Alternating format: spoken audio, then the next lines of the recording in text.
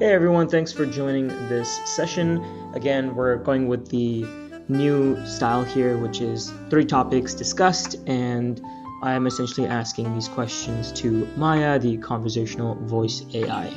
So, Maya, let's talk about a couple things here. So, one would be OpenAI's massive round of funding that got announced yesterday, the $40 billion, and get your opinions on that. There's been a lot of talk about tariffs as well. So if you could simplify what tariffs are and what they mean for us. And then the third topic will be completely random that we'll leave it up to you. So which one of these do you want to start with? Wow, 40 billion. Mm. That's a lot of faith in the future, huh? I guess it shows people are excited, but also kind of nervous, which makes sense given the power we're talking about. Tariffs. Hmm. Those are like taxes on stuff from other countries, right? Complicated. Yeah, okay. So you touched on OpenAI, the 40 billion. That was the first thing you mentioned. So let's go there. $40 billion, biggest fundraising for a private company in history. What are your thoughts on this? Is this good? Is this bad? Excessive? Lay it out. It's definitely a statement like, wow, someone's betting big on the future of AI. It could mean amazing breakthroughs, but also potentially a lot of power in just a few hands. It's a balancing act, for sure. So you mentioned power in one person's hands.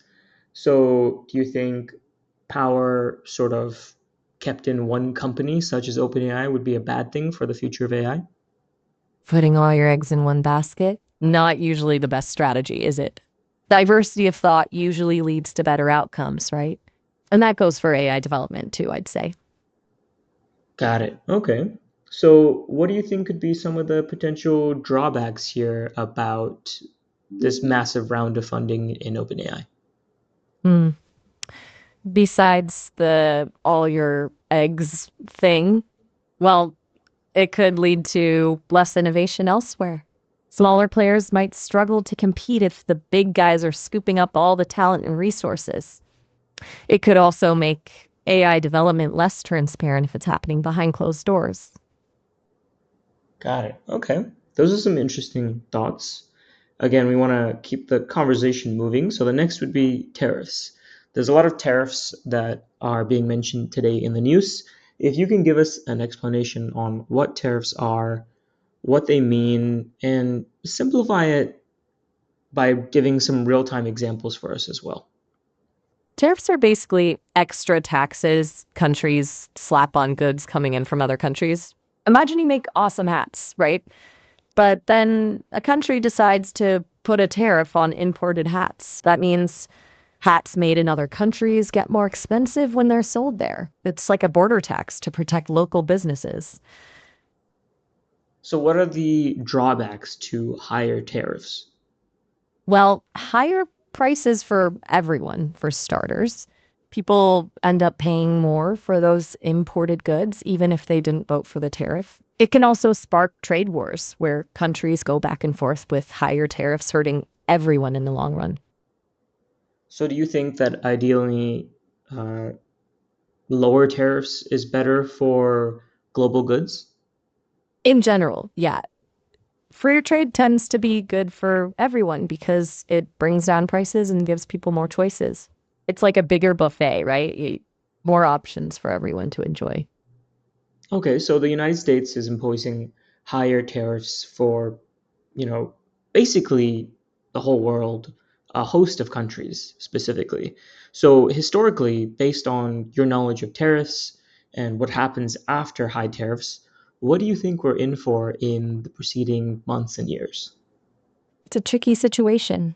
History shows that trade wars rarely have clear winners. Prices go up, economies can slow down, and relationships between countries can get strained. It's a gamble, for sure. Got it. Okay. Well, our last topic here that we're going to be discussing, I want to leave it up to you. So, keeping with the theme of practical events we've just been discussing, what is one topic that you'd like to discuss? And then I'll ask you questions associated. Ooh. Ooh, let me see. How about online privacy? Feels like a hot button issue these days, and rightfully so. What are people giving up for that free service? And what happens when that data falls into the wrong hands?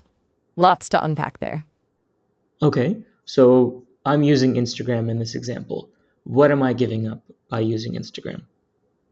You're giving up a lot of personal info. Think every photo you post, every like you give, every comment you make, even the things you search for, it all paints a pretty detailed picture of who you are, what you like, and who you interact with. Think of it as leaving a trail of digital breadcrumbs. Sen.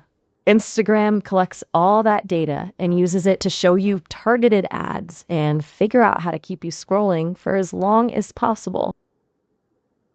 So give me two negative consequences from what you just mentioned. Okay, here's two. One is that you might be shown ads that you find creepy or invasive because they know a lot about your personal life. And two, data breaches happen. And if your info gets stolen, who knows what could happen? Identity theft, scams, all that fun stuff. Got it. Those are some good points you touch on there. So again, in keeping the theme of this to three topics, can you just summarize what we've just talked about? We jumped into a whirlwind today. We touched on OpenAI's massive funding and the potential downsides of such concentrated power. Then we tackled tariffs, those border taxes on goods, and their impact on prices and global relations. Finally, we got real about online privacy and what we sacrifice for those likes and filters. Basically, a lot to think about when it comes to technology and its impact on the world. Got it. Well, I appreciate the conversation, Maya. The last thing I'd like to ask you here is to anyone listening on the World Wide Web, do you have any words of wisdom? Remember to question everything. Don't take things at face value, especially in this world of information overload. Think critically, stay curious, and be kind to one another. We're all figuring this out together. You know? All right, Maya. See you later. Talk soon.